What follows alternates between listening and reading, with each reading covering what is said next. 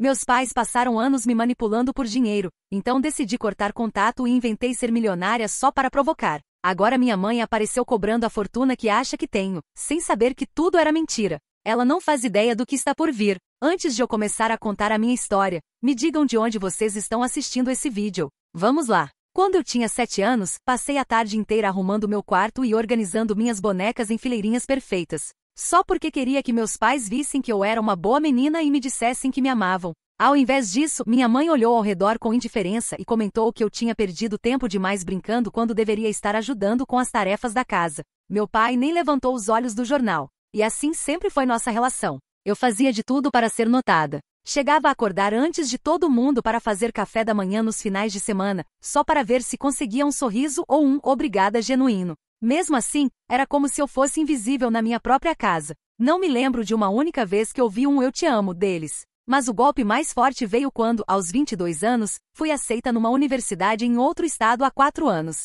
Meus pais disseram que era perfeito, que finalmente iam ter paz em casa sem minhas complicações por perto. Aquilo me destruiu completamente. Chorei na frente deles e ainda ouvi da minha mãe para com esse drama. Você já é adulta, tem que aprender a se virar sozinha. Naquela noite, arrumei minhas coisas e fui morar com minha melhor amiga, a Sara, durante o verão antes de começar a faculdade. Mesmo devastada, senti um alívio imenso, porque sair daquela casa era meu primeiro passo para me curar. Passou o tempo e em junho do ano passado me formei em psicologia. Eu já estava bem melhor. Não era mais aquela adolescente insegura, ansiosa, deprimida e sempre querendo agradar. Tinha me tornado uma mulher confiante, segura de mim mesma e que sabia o próprio valor. Foi aí que meus pais me surpreenderam de novo, mas dessa vez positivamente. Apareceram dizendo que estavam orgulhosos e perguntando se podiam ir na minha formatura. Chorei lendo aquela mensagem. Parecia que eu, criança ferida, finalmente estava sendo acolhida. Já fazia quase 3 anos que a gente não se falava direito, mas mesmo assim tudo parecia surreal, incrível.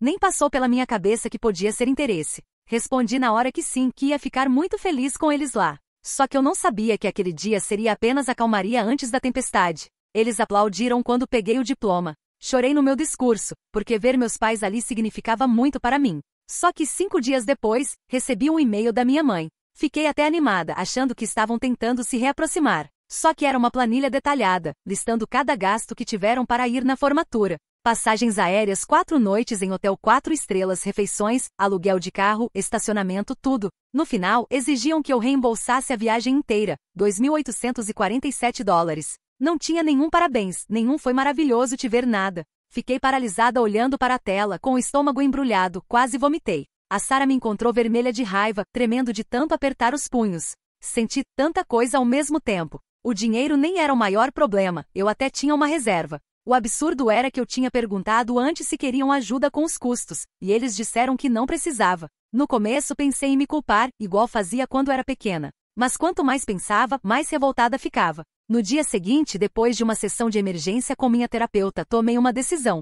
Fiz uma transferência bancária no valor exato, ainda acrescentei $50 como taxa de presença. Mas não parei por aí. Mandei uma mensagem desabafando tudo o que sentia. Lembrei como eu chorava assistindo filmes, vendo outras famílias se abraçando enquanto meus pais mal olhavam na minha direção. De como chorava para dormir por causa da indiferença deles. De quando paguei o conserto do carro da minha mãe aos 17 anos, usando o dinheiro que ganhava trabalhando depois da escola, só para tentar ser vista. De todo o abuso emocional que vivi. Falei exatamente isso, abuso emocional. No fim, inventei que tinha ficado milionária nos últimos anos através de investimentos em criptomoedas e ações, e que antes daquele e-mail, eu planejava comprar uma casa para eles se aposentarem e ainda fazer uma viagem de presente. Mas agora não teriam nada disso. Ainda inventei alguns termos técnicos de investimentos para tornar mais convincente e mandei a mensagem. Depois disso, bloqueei os dois em tudo. Não sabia o que esperar, mas de início veio apenas o silêncio. Silêncio absoluto. Só que, claro, depois de alguns dias começaram as mensagens. Meus pais, tios, primas, todo mundo me bombardeando, me chamando de egoísta, ingrata, desonra da família. Mas teve uma mensagem que não saiu da minha cabeça, da minha mãe. Estamos indo aí agora. Espero que você esteja preparada para conversar como uma adulta. Entrei em pânico, fui conferir os voos, e realmente tinham chegando em 2 horas. Liguei desesperada para Sara, avisando da visita surpresa, mas meu celular descarregou logo depois. Só podia ser azar. Peguei o carregador, corri para o carro e fiquei presa no trânsito. Cada semáforo fechado parecia uma eternidade e a ansiedade só piorava. Fiquei imaginando o que eles iam fazer, o que iam dizer, como eu ia aguentar aquilo tudo de novo. Quando finalmente cheguei no meu apartamento, meus piores medos se confirmaram. Meus pais já estavam na sala. A Sarah estava lá, com uma expressão de quem estava há horas numa conversa extremamente desconfortável. O estranho era que meus pais não pareciam bravos. Estavam até cordiais, o que me deixou ainda mais assustada. Olha só quem chegou, minha mãe falou já se levantando para me abraçar. Fiquei parada enquanto ela me envolvia naquele abraço falso. Estávamos tendo uma conversa muito interessante com a Sarah. A Sarah me lançou aquele olhar de me tira daqui, pelo amor de Deus. O que vocês estão fazendo aqui? Perguntei, me afastando do abraço dela. Filha, houve um grande mal-entendido sobre aquelas despesas da formatura, minha mãe disse, usando aquele tom de falsa preocupação. Nunca quisemos que você pensasse que estávamos cobrando dinheiro de você. Era só para mostrar o quanto investimos para estar no seu grande dia. Enquanto ela falava, percebi que meu pai estava discretamente fotografando o apartamento com o celular. Vi ele tirando fotos da sala e até dando zoom em algumas cartas na mesa de centro. Pai, você está fotografando minha casa, interrompi o discurso da minha mãe. O quê? Não, estava só checando umas mensagens, ele respondeu guardando o celular rapidamente. A Sarah se levantou. Acabei de lembrar que marquei de encontrar umas amigas. Me manda mensagem quando terminar aqui, ela falou, me lançando um olhar carregado de significado antes de pegar a bolsa e sair. Assim que a porta se fechou atrás da Sarah, a atitude dos meus pais mudou completamente. Meu pai se inclinou para a frente, entrelaçando os dedos. Você causou um verdadeiro caos na família com essas mentiras, disse ele. Agora todo mundo pensa que você é uma milionária que se recusa a ajudar os próprios pais. Você poderia resolver isso facilmente, minha mãe complementou. Se nos ajudasse financeiramente, poderíamos explicar para todo mundo que foi só um mal-entendido. Naquele momento tudo ficou claro para mim. Não era sobre a conta da formatura. Era sobre a mentira que eu tinha contado sobre ser rica. Eles realmente acreditaram nisso. Eu não sou milionária, falei, sem demonstrar emoção. Inventei isso porque fiquei magoada com vocês me cobrando pela formatura. Meu pai bufou. Ah, para com isso. A gente vê suas redes sociais. Restaurantes, viagens, roupas de marca. Você está vivendo bem e não ajuda a própria família. Eles realmente estavam stalkeando minhas redes esse tempo todo? A maioria daqueles posts eram de eventos pagos por amigas ou lugares baratos que dividíamos a conta. Mas visto de fora podia parecer uma vida de luxo mesmo. Olha, meu pai disse, mudando o tom para aquele jeito manipulador que eu conhecia muito bem, vamos fazer diferente. Estamos pensando num empréstimo pequeno. Uns $35.000 para nossa aposentadoria. Isso não é nada para alguém na sua situação. Fiquei só olhando para eles. Eu não vou dar dinheiro para vocês. Eu nem tenho esse dinheiro. E mesmo que tivesse, a resposta seria não do mesmo jeito. O rosto da minha mãe mudou instantaneamente. O sorriso falso desapareceu e deu lugar àquele olhar frio que eu conhecia desde criança. Nós podemos complicar muito a sua vida, ela disse. Seu chefe talvez se interesse em saber sobre seus problemas com drogas na faculdade. Eu nunca usei drogas, respondi sem entender. Eles não sabem disso, meu pai rebateu, dando um sorriso perverso. Na hora lembrei do que minha terapeuta tinha falado sobre documentar as conversas com eles. Apertei disfarçadamente o botão do gravador no meu celular. Estou gravando tudo o que vocês estão dizendo, avisei calmamente. Se vocês estão ameaçando espalhar mentiras sobre mim, quero tudo registrado. O comportamento dos dois mudou num piscar de olhos. De repente voltaram a fingir que eram só pais preocupados querendo se reaproximar da filha. Meu pai se levantou inventando uma desculpa sobre precisar voltar ao hotel. Quando estavam saindo, vi minha mãe discretamente pegando minha chave sobressalente da mesinha da entrada, como se fosse a coisa mais natural do mundo. Coloca isso de volta, falei firmemente. Ela fingiu surpresa, devolveu a chave como se não tivesse feito intencionalmente e se dirigiu à porta. Eles já estavam quase saindo quando, do nada, minha mãe levou a mão ao peito e se apoiou na parede. Meu coração, ela ofegou. Acho que estou tendo um ataque cardíaco. Entrei em pânico e desquei 911 imediatamente. A operadora me fez várias perguntas sobre o estado dela enquanto eu via minha mãe se contorcendo no chão. Meu pai ajoelhou ao lado com expressão de preocupação, o que me fez duvidar de mim mesma. E se fosse verdade? E se minha frieza tivesse causado isso? Senti a culpa pesando, tentando me convencer de que estava perdendo a razão. Os paramédicos chegaram rapidamente. 2 socorristas entraram com equipamentos enquanto eu ficava afastada, coração disparado. Examinaram ela, checaram sinais vitais, fizeram perguntas, um exame completo. Uma das socorristas me chamou de canto enquanto o outro continuava atendendo minha mãe. Ela já teve problemas cardíacos antes? Perguntou. Não sei, respondi honestamente. A gente não é muito próxima. Ela apenas assentiu e voltou para minha mãe. Depois de mais alguns minutos de exame, ajudaram minha mãe a se sentar. A socorrista explicou que os sinais vitais estavam normais e que tudo indicava uma crise de ansiedade, não um ataque cardíaco. Sugeriu que ela procurasse seu médico, mas achou desnecessário atendimento hospitalar. Como num passe de mágica, minha mãe melhorou assim que percebeu que a encenação não estava funcionando. Recusou ir ao hospital, dizendo que já estava melhor. Os paramédicos foram embora depois que ela assinou alguns papéis, e eu fiquei novamente sozinha com meus pais. Vocês precisam ir embora, falei firme, parada na porta. Agora, meu pai ajudou minha mãe a se levantar, me lançando um olhar que gelou meu sangue. Isso ainda não acabou, ele disse baixinho. Família cuida de família. Não esqueça disso. Não respondi, apenas fiquei segurando a porta aberta até eles saírem. Depois tranquei tudo e escorreguei para o chão, encostando as costas na porta, tremendo. Liguei para Sara e contei rapidamente o que tinha acontecido, avisando que já podia voltar. Enquanto esperava, comprei fechaduras novas online para instalar no mesmo dia. Quando ela chegou, me ajudou a trocar todas as fechaduras e ainda compramos uma câmera de segurança básica para colocar na porta. Montamos juntas, as duas saltando a cada barulho no corredor. Cara, seus pais são completamente malucos, Sara disse enquanto testávamos o alerta de movimento da câmera pelo celular. Sua mãe quase me convenceu de que você estava tendo um surto psicótico e precisava de ajuda. Ficaram fazendo perguntas muito estranhas sobre você. Eu só gemi. É bem a cara deles mesmo. Obrigada por aguentar firme até eu chegar. Imagina. Mas falando sério, você está bem? Isso tudo é muito pesado. Antes que eu pudesse responder, meu celular apitou com uma notificação do banco sobre atividade suspeita na minha conta. Meu coração afundou enquanto abria o app correndo. Alguém tinha tentado fazer login usando meus dados pessoais. O sistema bloqueou porque a tentativa foi feita de outro estado, justamente de onde meus pais moram. Eles estão tentando invadir minha conta bancária, falei, mostrando o celular para Sara. Ela ficou chocada. Eles conseguem fazer isso? Eles sabem meu CPF, data de nascimento, provavelmente até o nome do meu primeiro animal de estimação, e todas essas perguntas de segurança respondi, sentindo um aperto no peito. São meus pais. Passei a próxima hora no telefone com o banco, bloqueando tudo e reforçando a segurança. Congelei meu crédito nas 3 principais agências, só para garantir. Enquanto fazia isso, meu celular tocou com um número oculto. Contra o bom senso, atendi e coloquei no viva voz para Sara ouvir também. Era minha mãe. Nós conhecemos pessoas que podem te causar muitos problemas, ela disse diretamente. Gente da área de tecnologia, gente que consegue acessar qualquer coisa. Pense bem antes de continuar nos negando ajuda. Desliguei sem responder, mas salvei a ligação gravada.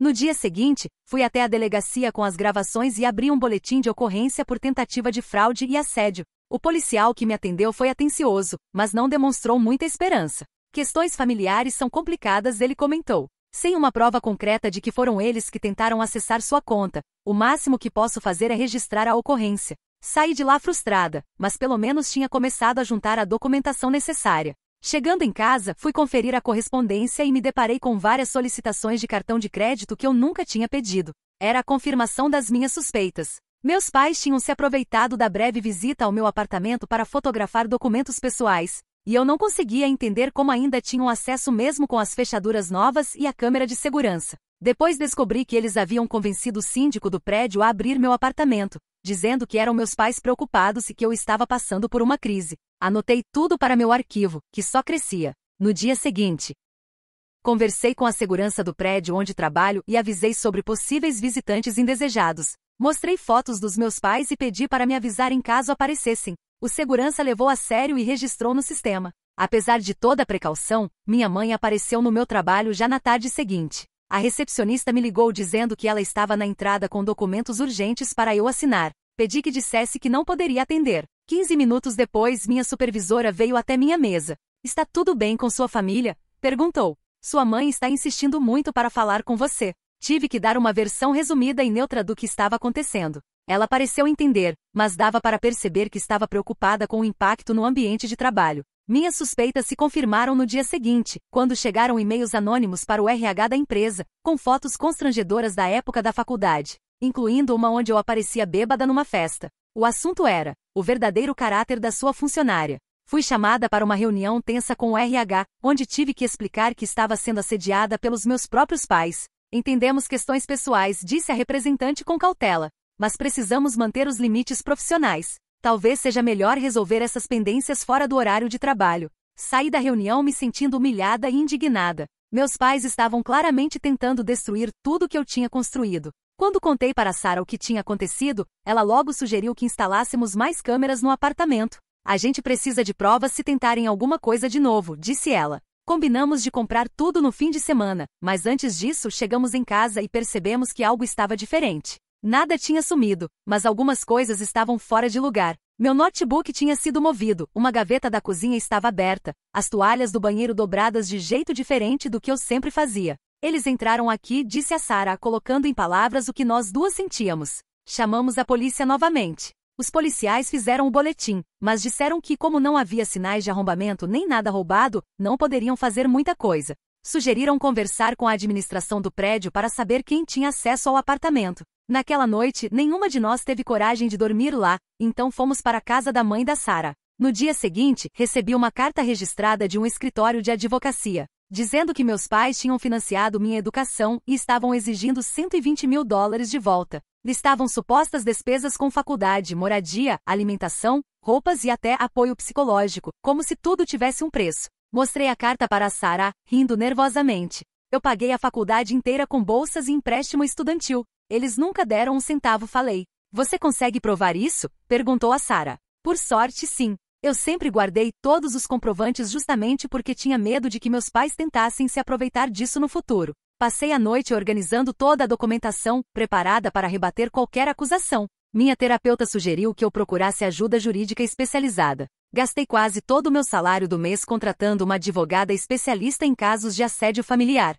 Ela redigiu uma notificação formal de cessar e desistir, exigindo que meus pais parassem de me procurar e alertando sobre as consequências legais se continuassem. Achei que dessa vez eles iam entender os limites, mas só piorou. Meus pais começaram a procurar minhas amigas e até ex-colegas da faculdade, se passando por pais preocupados com uma filha mentalmente instável que tinha cortado relações com a família. Pessoas que não conheciam minha história começaram a me ver como a vilã, e algumas amigas mais distantes vieram me questionar se eu estava bem, sugerindo reconciliação. Eles parecem se importar muito com você, comentou uma. Toda família tem problemas, você não acha que está exagerando? Eu estava perdendo o controle da narrativa. Um grupo dessas amigas chegou a organizar um jantar de mediação, que na verdade era uma intervenção para me convencer a me reconciliar com meus pais amorosos. Tentei explicar. Vocês não entendem. Eles não são quem fingem ser, mas foram eles que te criaram, te deram casa e comida. Você deve algum respeito, alguém disse. Eu já estava quase desistindo quando a Sarah se levantou e falou para todo mundo.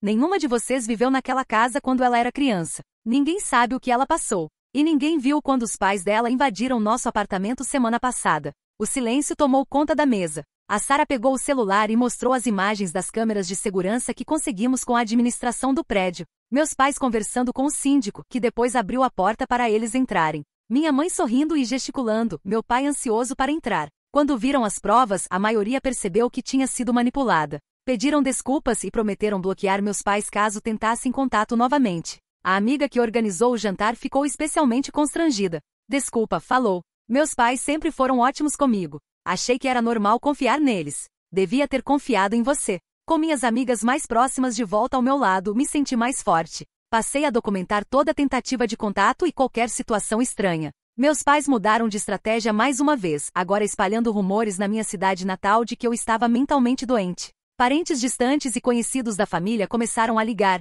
querendo saber se eu estava recebendo tratamento psiquiátrico ou tomando medicamentos que eu sequer conhecia. O estresse era tanto que eu não aguentava mais. Depois de conversar com a Sarah e minha terapeuta, resolvi sair das redes sociais temporariamente. Assim meus pais perderiam uma das formas de monitorar minha vida, mas por outro lado, eu também ficava afastada das pessoas que me apoiavam. Foi então que a Sarah teve uma ideia. Ela criou perfis falsos só para ficar de olho no que meus pais postavam, sem que percebessem. Isso acabou sendo essencial. Por um desses perfis, descobrimos que eles estavam planejando outra visita surpresa, dessa vez trazendo vários parentes que eu mal conhecia, supostamente para uma intervenção familiar. Eles compartilhavam estratégias e até divulgaram meu endereço para toda a família. Eles querem te pegar de surpresa com a família toda, a Sarah me alertou, mostrando as postagens. Por sorte, meu prédio tinha portaria 24 horas. Corri para falar com a administração. Expliquei o que estava acontecendo e entreguei todos os documentos da ordem de restrição. Garantiram que ninguém subiria sem minha autorização. Quando chegou o sábado da suposta intervenção, eu estava um feixe de nervos. Perto do meio-dia, o porteiro ligou. Senhorita, tem 6 pessoas aqui embaixo dizendo que são da sua família. Alegam que é uma emergência. Não há emergência alguma, respondi. Por favor, não deixem subir. Eles estão desrespeitando uma ordem judicial só de estarem aí. O porteiro foi firme e não deixou ninguém passar sem minha autorização. Depois recebi outra ligação avisando que meus pais e outros 5 parentes fizeram um escândalo na portaria, gritando sobre direitos familiares e ameaçando processar o prédio. A equipe gravou tudo nas câmeras, o que acabou servindo como mais uma prova do assédio. À noite, minha tia Márcia ligou. Ela estava com eles mais cedo, mas sempre foi mais equilibrada que o resto da família. Olha, não faço ideia do que está acontecendo entre você e seus pais, disse ela. Mas me importo com você, querida. Será que podemos conversar num lugar mais reservado? Só nós duas? Fiquei desconfiada, mas também curiosa. A tia Márcia sempre foi a mais sensata da família. Quando eu era criança, às vezes me dava uns R$ 20 escondido, mandando eu comprar alguma coisa só para mim. Topamos nos encontrar numa cafeteria perto do meu trabalho no dia seguinte. E fui bem clara, só você. Se aparecer mais alguém, vou embora na hora. Entendido, ela garantiu. Só nós duas. Cheguei cedo na cafeteria, peguei uma mesa de onde dava para ver a entrada, pedi um cappuccino e fiquei esperando, nervosa, olhando o celular a cada minuto. A tia Márcia chegou pontualmente sozinha como prometido. Pediu um café e sentou na minha frente, visivelmente desconfortável. Então, começou. Seus pais estão espalhando para todo mundo que você teve um colapso nervoso. E você acreditou? Perguntei. Ela deu de ombros. Achei que toda história tem 2 lados. Por isso vim aqui. Enquanto ela falava, olhei distraidamente pela janela e vi, do outro lado da rua, o carro alugado dos meus pais. Os 2 estavam ali dentro, observando a cafeteria. Meu coração disparou. Eles estão lá fora. Falei, interrompendo a tia Márcia. No carro, do outro lado da rua. Ela pareceu genuinamente surpresa e olhou para fora. Juro que não sabia que iam me seguir. Falei para eles que ia resolver umas coisas. Se era verdade ou não já não fazia diferença. Não dava mais para confiar em ninguém daquela família. Levantei, deixei o dinheiro do café na mesa e saí pela porta dos fundos. Desculpa, ainda ouvi ela chamar, mas nem olhei para trás. Imediatamente mandei mensagem para Sara pedindo para me encontrar em casa. Fui para o apartamento por outro caminho, sempre checando se não estava sendo seguida. A única coisa que eu senti era aquele peso no peito. Não dava para confiar em ninguém da minha família, nem nos aparentemente sensatos. Todos podiam acabar sendo usados pelos meus pais para chegar até mim. Quando cheguei, a Sara já estava lá. Contei tudo sobre a tia Márcia e sobre meus pais me vigiando do lado de fora da cafeteria. Isso está ficando muito perturbador, ela disse. Eles estão literalmente te perseguindo. Eu sei, respondi andando de um lado para o outro. E não faço ideia de como parar isso. A ordem de restrição não está funcionando, os boletins de ocorrência não estão adiantando nada. A Sara pensou por um momento. E sua avó, você já pensou em falar com ela? Minha avó? Nem tinha considerado essa possibilidade. Ela morava em outro estado, sempre ficou de fora das brigas familiares. Minha mãe dizia que ela era difícil, mas nas poucas vezes que estive com ela, sempre foi muito carinhosa comigo. Só que existia uma tensão ali. As duas quase não se falavam e minha mãe sempre revirava os olhos quando o nome da minha avó surgia. Depois entendi que era porque minha avó enxergava as manipulações da minha mãe e não tinha medo de confrontá-la. Na verdade, não é uma má ideia, respondi pensando alto. Ela nunca teve papas na língua. Achei o número dela e liguei naquela mesma noite. Ela ficou surpresa, mas não demonstrou irritação. Olha, essa ligação eu não esperava, disse. Da última vez que ouvi falar de você, me disseram que você estava tendo problemas psiquiátricos.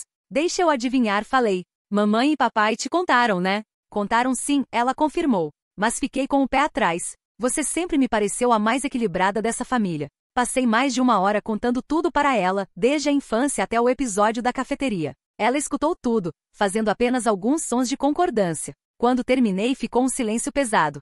Sua mãe sempre foi complicada, ela disse por fim.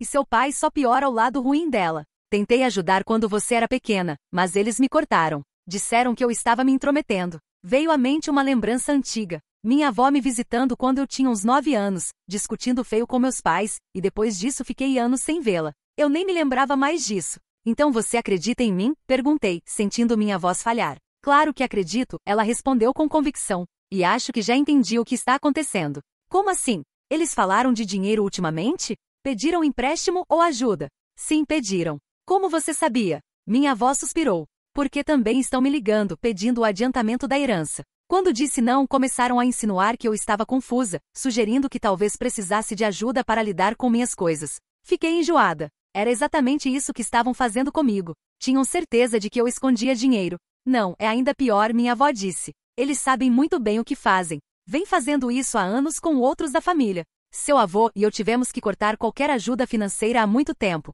Passamos mais de 1 hora conversando, trocando histórias sobre as táticas deles. Foi reconfortante ver que alguém na família enxergava tudo como eu, mas doloroso perceber como eles sempre foram calculistas. Quero que você venha me visitar, minha avó pediu antes de desligar. No mês que vem. Precisamos conversar muito, e acho melhor você ficar um tempo longe deles. Concordei, sentindo uma esperança que não sentia há semanas. Quando contei a Sara sobre a conversa, ela ficou animada com a ideia de eu visitar minha avó. Vai ser ótimo para você dar uma arejada, e parece que ela realmente entende a situação, disse ela. As semanas seguintes passaram tranquilas, sem dramas ou novas tentativas de ataque dos meus pais. Parecia a calmaria antes da tempestade, mas tentei aproveitar enquanto durou. Foquei no trabalho, passei tempo com amigas que me apoiavam e continuei firme na terapia. 2 dias antes da viagem para ver minha avó, recebi pelo correio um envelope branco sem remetente. Dentro, havia apenas uma foto minha entrando no consultório da minha terapeuta, claramente tirada de dentro de um carro estacionado do outro lado da rua.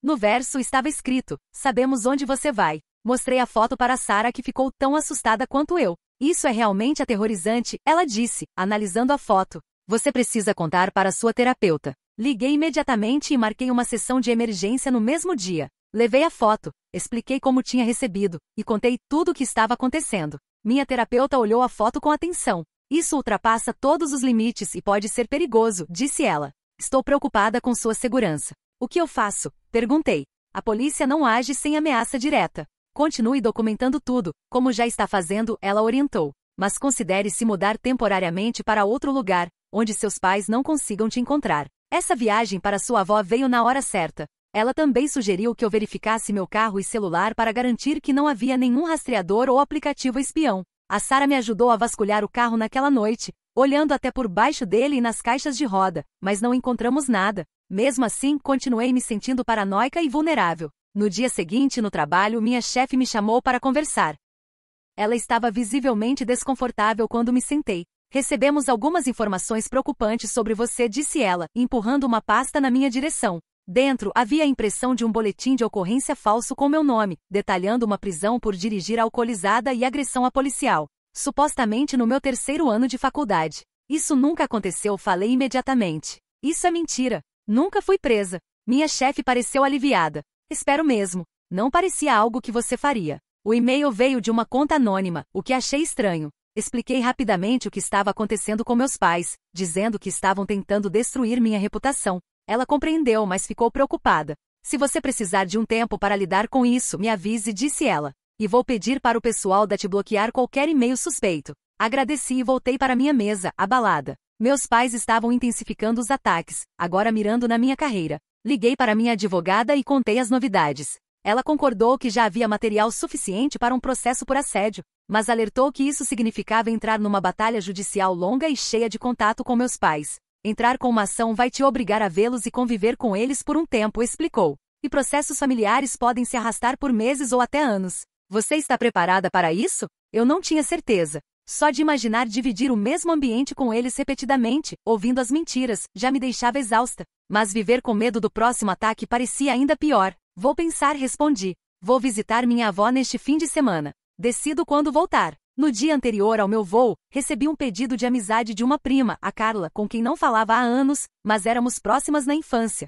antes de meus pais brigarem com os dela. Aceitei com cautela, achando que talvez alguém da família quisesse me apoiar. Quase imediatamente, Carla mandou mensagem perguntando sobre meu sucesso financeiro e investimentos. O jeito como escreveu me incomodou. Era igualzinho às perguntas que meus pais fariam. Fui investigar e descobri que a conta tinha sido criada apenas uma semana antes. Não era ela, era um perfil falso para tentar arrancar informações de mim. Bloqueei na hora e decidi não confiar mais em ninguém da família nas redes sociais. Avisei a Sara para ficar atenta a mensagens estranhas de parentes, porque meus pais podiam estar criando vários perfis falsos. Na manhã seguinte, enquanto arrumava as malas para visitar minha avó, Sara me chamou para ver algo no notebook dela, aberto numa página do Facebook da nossa cidade natal. "Olha isso", ela disse. Na tela estava uma postagem da minha mãe, dizendo que eu estava escondendo uma herança da família que deveria ser dividida. Segundo ela, eu tinha enganado minha avó para ficar com dinheiro que seria de todos. Já tinha dezenas de comentários e compartilhamentos.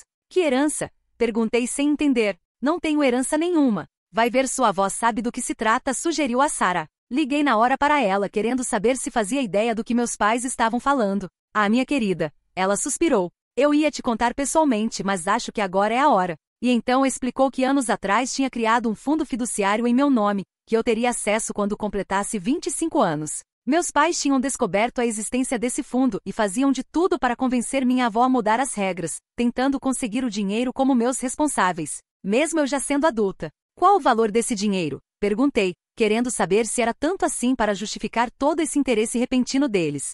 Cerca de $45.000, ela respondeu. Não é uma fortuna, mas dá para você começar a vida independente. Fiz questão de organizar tudo de forma que só você pudesse acessar, seus pais não. Meu aniversário de 25 anos estava chegando em 2 meses, e de repente tudo fazia sentido. Meus pais tinham descoberto que logo eu teria acesso ao dinheiro e estavam se movimentando para garantir que ele fosse parar nas mãos deles. Você pode fazer uma declaração sobre isso? Perguntei. Dizendo que o dinheiro sempre foi destinado a mim? Claro, ela respondeu. Amanhã, quando você chegar, conversamos melhor sobre tudo. Quando desliguei, senti uma mistura de alívio e nojo. Toda aquela visita forçada na formatura, o súbito interesse em se reaproximar, as tentativas de me fazer sentir culpada. Agora tudo estava explicado. Eles estavam tramando há meses para ficar com meu dinheiro. Enquanto terminava de arrumar as malas, Sarah continuava de olho nas redes sociais e encontrou mais postagens da minha mãe, agora falando que eu era mentalmente instável e incapaz de cuidar das próprias finanças. Eles já estão preparando o terreno para questionar sua capacidade, disse Sarah.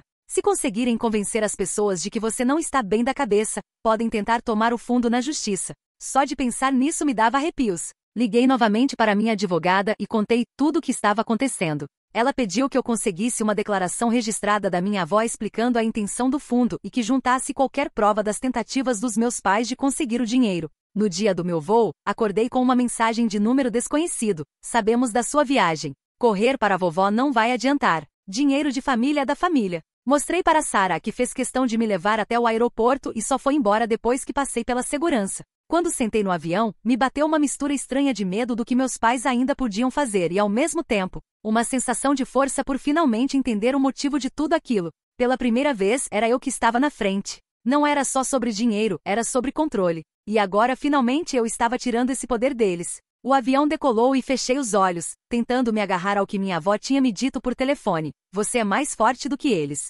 Sempre foi. Talvez ela tivesse razão. Talvez entendendo as regras desse jogo, eu finalmente pudesse parar de jogar. As 2 horas do voo até a casa da minha avó foram as mais tranquilas que tive em semanas. Sem ligações, sem mensagens, sem chance de meus pais me perturbarem a 35.000 pés de altitude. Realmente apaguei e dormi quase o tempo todo. Quando desembarquei, cheguei a pensar que meus pais iam dar um jeito de aparecer no portão de desembarque. Mas só vi minha avó me esperando com aquele sorriso acolhedor. Até que enfim minha menina, ela disse, me abraçando de verdade. Nada daqueles abraços frios que minha mãe às vezes tentava dar. Fomos para a casa dela num silêncio gostoso até ela puxar assunto novamente. Preparei o quarto de hóspedes para você e já liguei para meu advogado. Ele vem amanhã cedo para a gente resolver tudo sobre o fundo. A casa era exatamente como eu lembrava da infância. Arrumada, aconchegante e cheirando a bolo de canela. Passamos a noite colocando o papo em dia e ela trouxe álbuns antigos cheios de fotos que eu nunca tinha visto. Sua mãe quis se livrar disso tudo, ela explicou, me mostrando fotos de quando eu era bebê. Falou que era só tralha quando você tinha uns 4 anos. Mas eu guardei tudo com carinho. Era surreal olhar aquelas imagens. Tinha dezenas de fotos da minha infância que tinham sido escondidas de mim, em algumas das primeiras. Meus pais pareciam até felizes comigo no colo. Alguma coisa claramente tinha mudado. O que aconteceu com eles? Perguntei. Sempre foram assim? Minha avó suspirou. Sua mãe sempre foi complicada. Mas piorou muito depois que seu avô morreu, quando você tinha uns 3 anos. A briga pela herança trouxe à tona um lado muito feio dela. Seu pai só faz o que ela manda. No dia seguinte, o advogado dela chegou. Um senhor chamado Dr. Martinez, amigo de longa data da família. Ele explicou os detalhes do fundo fiduciário. O dinheiro tinha sido reservado pelo meu avô especialmente para mim, com minha avó como administradora, até eu completar 25 anos. Seus pais tentaram várias vezes conseguir esse dinheiro, Dr. Martinez contou. Diziam que era para sua escola, saúde e emergências. Sua avó nunca permitiu porque sabia que ficariam com tudo para eles. Passamos a manhã preparando toda a papelada. Uma declaração registrada da minha avó confirmando a intenção do fundo, documentos para eu acessar o dinheiro no próximo aniversário, e uma camada extra de proteção legal para evitar que contestassem minha capacidade. Isso deve te proteger, Dr. Martinez disse, fechando a pasta. Mas se prepare, porque essas situações podem ficar bem desagradáveis. E ele não estava errado. Naquela tarde, meu celular não parava de receber mensagens. De alguma forma, meus pais descobriram que eu estava na casa da minha avó e ameaçavam aparecer lá. Minha avó parecia tranquila. Que venham, ela falou sem perder a calma. Já liguei para o xerife, que é meu amigo há anos, e ele sabe que não pode deixar eles entrarem aqui. Dito e feito. O xerife Roberts logo apareceu, super respeitoso com minha avó. Ela explicou tudo, mostrou a ordem de restrição, e ele garantiu que a polícia ia ficar de olho. Pode ficar tranquila, dona Helena, ele disse. Ninguém vai importunar você nem sua neta enquanto eu estiver de plantão. Aquela noite me senti segura de verdade pela primeira vez em meses. Sentamos na varanda para ver o pôr do sol e minha avó contou histórias da minha infância, de quando eu passava semanas com ela nas férias, antes de meus pais cortarem o contato. Você era uma criança tão alegre, ela lembrou. Sempre querendo me ajudar no jardim, se sujava toda e ficava toda orgulhosa. Fazia pulseirinhas de flores para me dar de presente. Eu não lembrava de nada daquilo. Essas lembranças tinham sido tiradas de mim junto com as fotos. A paz durou apenas 2 dias. No terceiro, minha avó recebeu um telefonema da vizinha avisando que tinha alguém fotografando a casa da rua. Olhamos pela janela e, claro, era meu pai parado num carro alugado com uma câmera profissional. Chega, minha avó falou, já pegando o telefone. Roberts, eles chegaram. O xerife apareceu em menos de 10 minutos. Olhando pela janela, vi quando ele foi até o carro do meu pai e os dois tiveram o que parecia ser uma conversa bem tensa. No fim, meu pai foi embora, mas o recado estava mais do que claro. Eles já sabiam onde eu estava. Naquela tarde, minha avó recebeu uma carta registrada. Era do advogado dos meus pais, dizendo que ela era incapaz de cuidar das próprias finanças e que eles estavam pedindo uma audiência para assumir a tutela dela. Bem, isso é novidade, ela comentou surpreendentemente serena ao me entregar a carta. Agora estão tentando me declarar incapaz para pôr as mãos no meu dinheiro também. Você não está preocupada? Perguntei, horrorizada com mais esse ataque. Nem um pouco, ela respondeu. Fiz uma avaliação cognitiva completa há 2 meses, quando começaram com essas insinuações sobre minha memória. Meu médico disse que tenho a mente de uma pessoa 20 anos mais nova. O Dr. Martinez tem toda a documentação. Minha avó estava sempre 3 passos à frente. Ela já tinha antecipado cada movimento deles, e eu fiquei impressionada com a estratégia dela. Você não chega aos 78 anos sendo ingênua, ela me disse quando comentei isso. E não cria uma filha como sua mãe sem aprender a se defender. No dia seguinte, completei 25 anos. Dr. Martinez apareceu novamente com a papelada final para eu liberar o fundo fiduciário. Foi estranho assinar aqueles documentos, sabendo que aquele dinheiro foi o estupim de todo o pesadelo com meus pais. Assim que processarem, seu dinheiro cai na conta em até 48 horas, explicou o Dr. Martinez. Minha sugestão é transferir logo para uma conta que seus pais não tenham acesso. Pareceu sensato. Liguei para meu banco na minha cidade e abri uma conta nova em outra agência. Enquanto isso, minha avó fez um bolo de aniversário e me deu um colar antigo que tinha sido da bisavó. Foi o aniversário mais normal que tive em anos. Queria ter feito isso em todos os seus aniversários, ela disse enquanto comíamos bolo na varanda. Tentei mandar cartões durante anos, mas duvido que você tenha recebido algum. E realmente não recebi. Aquela noite, dei uma olhada nos meus e-mails antes de dormir e encontrei uma mensagem da Sarah com o assunto. Eles apareceram de novo. Meus pais tinham ido até o prédio do nosso apartamento com presentes de aniversário e acabaram causando outro escândalo na portaria quando a segurança não deixou eles subirem. O cartão que deixaram falava sobre dinheiro de família e sobre compartilhar bênçãos. No dia seguinte, entrei pela primeira vez na conta do fundo fiduciário. $45 mil. Não era uma fortuna, mas já fazia diferença para alguém que estava recomeçando do zero. Minha primeira reação foi guardar para dar entrada numa casa em algum lugar tranquilo. Mas olhando para o saldo, senti um vazio enorme. Era por causa daquele dinheiro que tudo tinha começado. Era por isso que, de repente, meus pais tinham resolvido ser pais de novo depois de anos de negligência emocional. $45 mil. Era esse o preço da nossa relação. Avisei minha avó que ia voltar para casa antes do previsto. Eu tinha tomado uma decisão. Era hora de encerrar esse ciclo de uma vez por todas. Eu entendo, ela disse. Mas me promete que vai voltar para me visitar. Aqui você sempre vai ter um lar de verdade. Ela me levou ao aeroporto e nos despedimos com um abraço cheio de carinho. No voo de volta, comecei a montar um plano com a ajuda da minha advogada, para quem liguei assim que cheguei ao aeroporto. Quando o avião pousou, já tínhamos uma estratégia pronta. A Sarah foi me buscar, visivelmente aliviada em me ver. Cara, eles ficaram completamente malucos depois que você saiu. Ontem foram até meu trabalho atrás de informações sobre seu voo de volta. Isso termina hoje, falei. Já tenho um plano. No dia seguinte, minha advogada e eu finalizamos o que ela chamou de opção nuclear. Uma notificação formal de cessar e desistir, detalhando cada caso de assédio, com todas as provas anexadas. Mas não era apenas mais uma ameaça jurídica. Junto com a carta, preparamos envelopes lacrados endereçados aos chefes dos meus pais, vizinhos, líderes da igreja e amigos próximos. contendo provas selecionadas do comportamento deles. Esses envelopes seriam enviados se eles me procurassem novamente, de qualquer forma. Aqui é o fim da linha, minha advogada disse enquanto eu assinava a carta. Se eles tentarem contato, esses envelopes vão ser entregues e toda a reputação social deles vai por água abaixo. Mandei tudo por correio registrado com aviso de recebimento. E fiquei esperando. Menos de 24 horas depois, minha mãe ligou de um número desconhecido. Você acha que pode ameaçar a gente? Ela falou, já exigindo satisfações. Somos seus pais. Vamos contar para todo mundo que tipo de filha você é. Pode falar à vontade, respondi bem calma.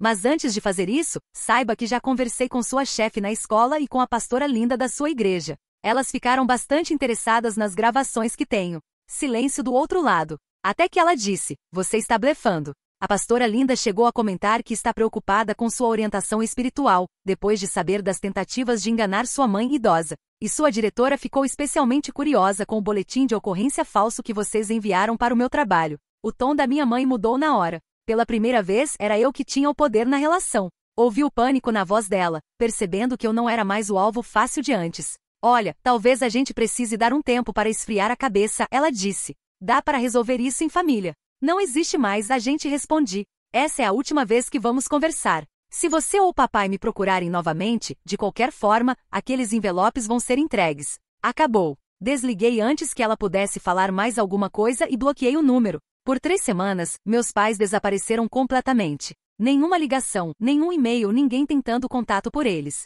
A Sarah e eu começamos até a relaxar, achando que talvez a ameaça tivesse funcionado. Até que numa manhã, Sarah encontrou os 4 pneus do carro dela cortados na garagem do prédio. Não havia câmera naquele ponto, então não dava para provar nada. Mas foi coincidência demais. Parecia vingança. Eles não vão parar, Sarah disse enquanto esperávamos o guincho. Só vão agir mais pelas sombras. E ela estava certa. Eu precisava agir definitivamente. Resolvi procurar diretamente as pessoas próximas dos meus pais. Escrevi um e-mail bem pensado, explicando tudo com fatos, sem tom emocional, e mandei para vizinhos e amigos da igreja cujos contatos consegui nas redes sociais. As respostas vieram rápido, mas foram bem variadas. Minha mãe, por exemplo, foi pro Facebook postar orações públicas pela filha problemática e pedir que ela voltasse para o seio da família. Os comentários estavam cheios de gente me oferecendo apoio e prometendo rezar por mim. E lá estava ela novamente, tentando controlar a narrativa. Eu ainda pensava se devia responder publicamente quando algo inesperado aconteceu.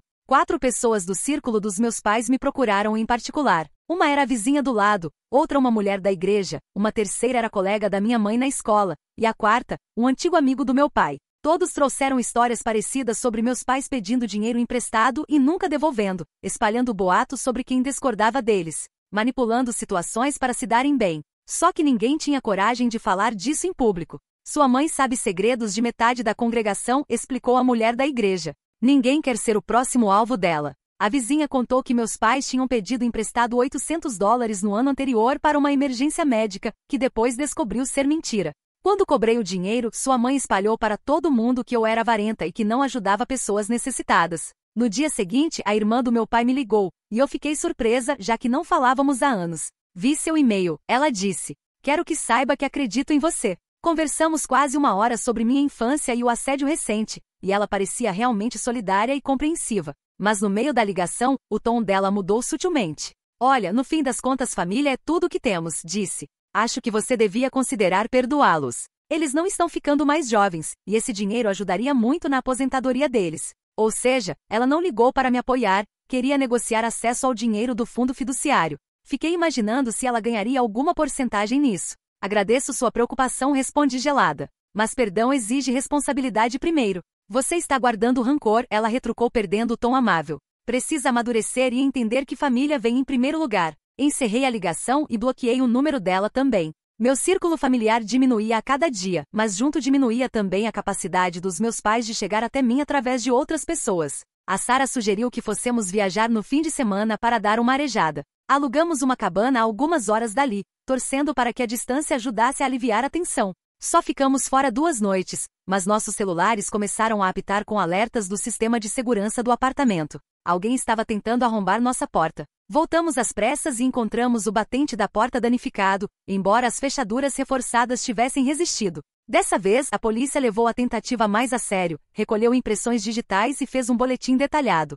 mas infelizmente não conseguiram pegadas digitais claras o suficiente para identificar ninguém. Isso está ficando perigoso, disse o policial. Essas pessoas estão ultrapassando todos os limites. No mesmo dia, contratamos uma empresa de segurança para instalar um sistema completo. Sensores de movimento, câmeras, monitoramento 24 horas, tudo. Eles tinham acabado de instalar quando um pacote chegou na nossa porta. Dentro, havia um álbum de fotos de família com um bilhete. Lembre-se dos bons momentos. Folheando o álbum, percebi algo estranho. Várias fotos tinham sido claramente alteradas digitalmente. Imagens de aniversários em que meus pais nunca estiveram presentes, viagens de família que nunca fizemos, celebrações de datas que jamais aconteceram. Eles literalmente se colocaram nas minhas lembranças de infância usando Photoshop. Isso é um novo nível de manipulação psicológica, disse a Sarah, olhando as fotos comigo. Levei o álbum para minha próxima sessão de terapia, onde minha terapeuta analisou tudo com atenção e me ajudou a processar essa nova tática. A sessão foi útil, mas naquela noite tive pesadelos intensos sobre minha infância e minhas lembranças ficaram tão distorcidas que já não sabia direito o que era real. No dia seguinte, entrei num grupo de apoio para filhos adultos de pais emocionalmente abusivos. As histórias que ouvi ali soavam assustadoramente familiares. E pela primeira vez, senti que era realmente compreendida por pessoas que passaram por algo parecido. Comecei a me sentir em processo de cura. 2 sessões depois, durante a partilha do grupo, ergui o olhar e fiquei paralisada. Minha mãe estava sentada na última fileira, de óculos escuros e lenço na cabeça, mas não dava para confundir. Ela tinha invadido meu grupo de apoio, meu único espaço verdadeiramente seguro. Saí na hora, nem peguei minha jaqueta. Liguei para minha terapeuta ainda do carro, tremendo de raiva e violação. Aquilo foi a gota d'água. Com a ajuda da minha advogada, organizei todos os episódios de assédio em ordem cronológica, documentando cada detalhe. Pneus cortados, tentativa de invasão, o álbum de fotos manipulado, e minha mãe me seguindo até a terapia em grupo. As provas eram incontestáveis. Na semana seguinte, minha advogada entrou com uma ação judicial por assédio e perseguição, pedindo uma ordem de restrição permanente e indenização por danos psicológicos. Agora vai ser guerra, ela me avisou. Eles vão tentar de tudo para te desacreditar no tribunal. E ela estava certa.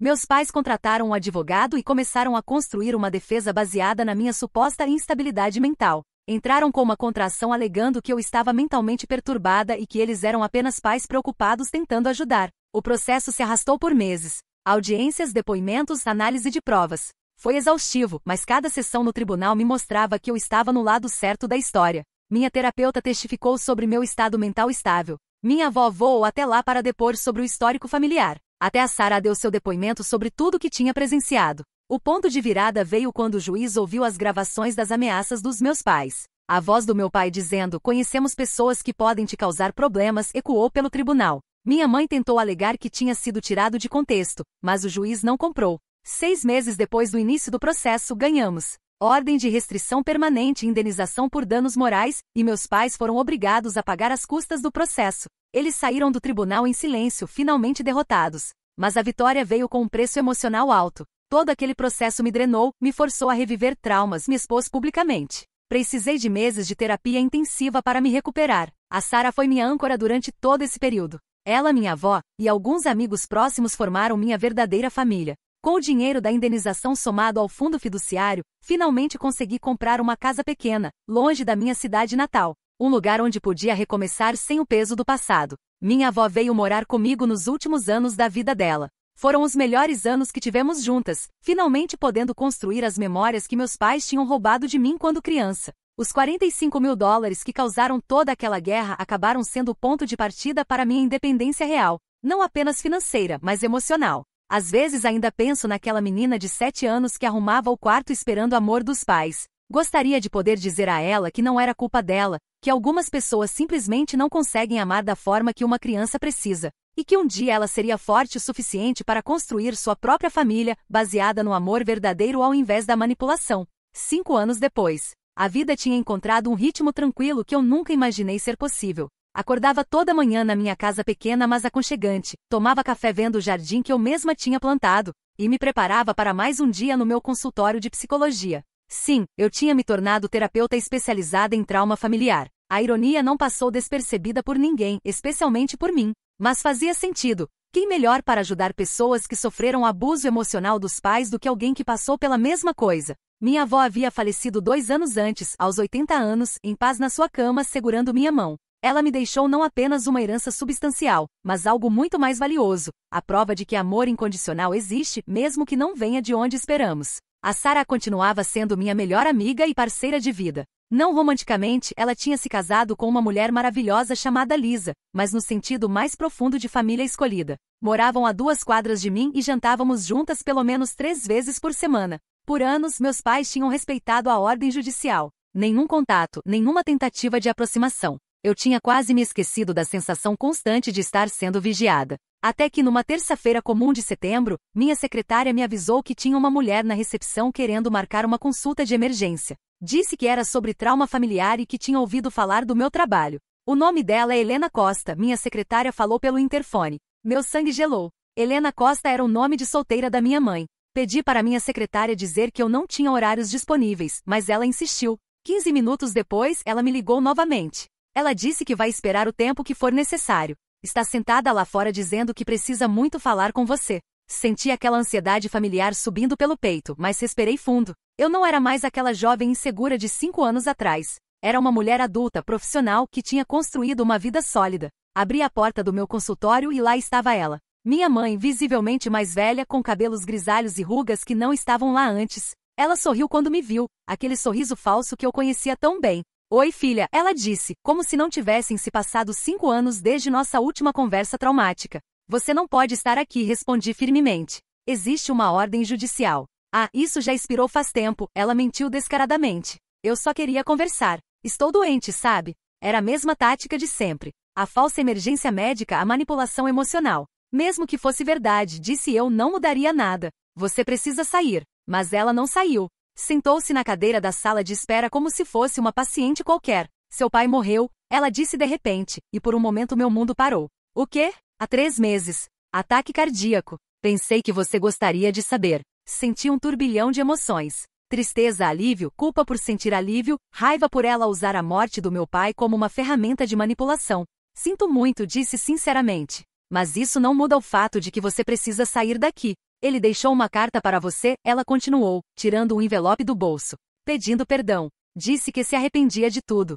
Parte de mim queria pegar aquela carta. A criança ferida dentro de mim ainda ansiava por qualquer sinal de que meus pais tinham me amado, mesmo que fosse tarde demais. Mas eu tinha aprendido a não confiar nos meus impulsos emocionais quando se tratava deles. Se ele realmente se arrependia, poderia ter tentado um contato respeitoso anos atrás, respondi. Pode deixar a carta na mesa e ir embora. Ela colocou o envelope na mesinha de centro e se levantou, mas não se dirigiu à porta. Você ficou muito dura, ela disse, mudando de tática. Não era assim que te criamos. Vocês não me criaram, respondi. Vocês me negligenciaram. Existe diferença. Fizemos o nosso melhor com o que tínhamos. Não, vocês fizeram escolhas. Todos os dias escolheram ser frios, manipuladores e interesseiros. E agora estão lidando com as consequências dessas escolhas. Ela ficou em silêncio por um momento, e vi algo no rosto dela que nunca tinha visto antes. Não era remorso genuíno, mas talvez a primeira vez que ela realmente entendia que tinha perdido qualquer poder sobre mim.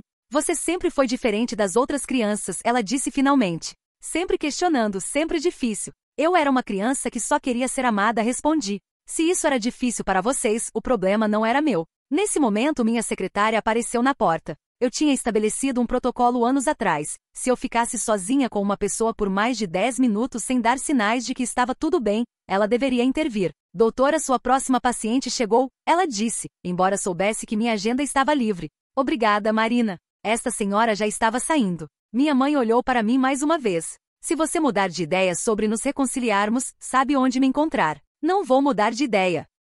Respondi com certeza absoluta. Ela saiu, e eu tranquei a porta atrás dela. Sentei na minha poltrona, tremendo ligeiramente, mas não do jeito que tremeria anos atrás. Era mais como o tremor depois de levantar um peso muito pesado, cansativo, mas também um sinal de força. Peguei a carta do meu pai e, sem abrir, a coloquei no triturador de papel. Não precisava da aprovação póstuma dele para seguir em frente. Liguei para minha advogada e relatei o incidente. A ordem de restrição ainda estava valendo, e minha mãe havia violado os termos. Decidimos não processar desta vez, mas documentar tudo caso ela tentasse novamente. Naquela noite contei tudo para Sarah durante o jantar. Ela ouviu em silêncio, depois disse, como você se sente? Bem, respondi, e percebi que era verdade. Pela primeira vez, quando ela tentou me manipular, não funcionou nem por um segundo. Eu não senti culpa, não senti a necessidade de agradar, não senti nada além de pena dela. Pena?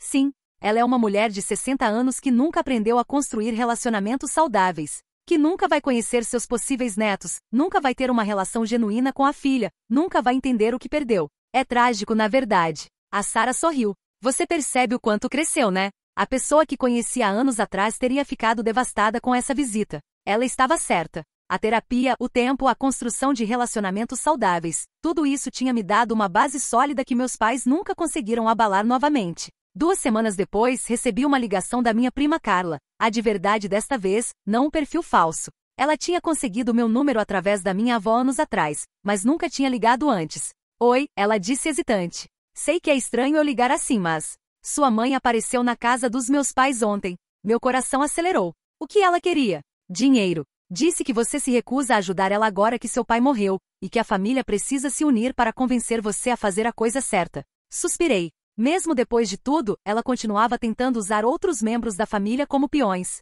E o que seus pais disseram? Mandaram ela embora. Meu pai falou que conhece você desde criança e que se você cortou o contato, deve ter um bom motivo. Senti um alívio enorme. Nem todos da família tinham sido completamente manipulados. Obrigada por me avisar, Carla. Na verdade, queria falar com você sobre outra coisa. Tenho 2 filhas pequenas e, bem, sua mãe sempre me deixou desconfortável. A forma como ela fala de você, como tenta fazer todo mundo se sentir culpado. Queria saber se você poderia me dar algumas dicas de como proteger minhas filhas desse tipo de comportamento. Passamos 1 hora ao telefone e no final marquei de nos encontrarmos pessoalmente. Estava na hora de começar a reconstruir os relacionamentos familiares que valiam a pena. Nos meses seguintes, minha mãe tentou mais algumas vezes entrar em contato. Mensagens através de conhecidos, cartões de Natal enviados para o meu consultório, até uma tentativa de se passar por paciente novamente. Cada tentativa foi bloqueada e documentada. Eu tinha aprendido que consistência era a chave. Qualquer abertura, por menor que fosse, seria interpretada por ela como uma oportunidade para voltar aos velhos padrões.